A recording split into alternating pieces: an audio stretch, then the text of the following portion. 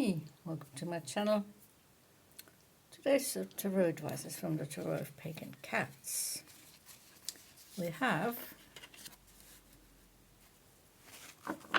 5 of Cups.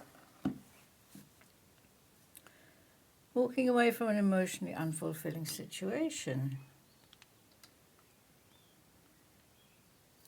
Cups have been spilled. Cups of love, cups of emotions. This is an emotional time for you.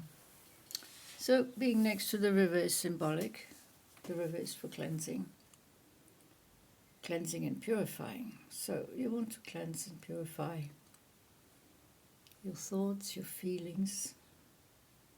3 cups are spilled, 2 cups are standing. You're concentrating on the spilled cups.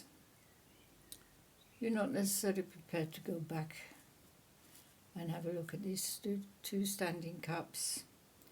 Perhaps it's been too painful, especially if you're having to prop up one of them.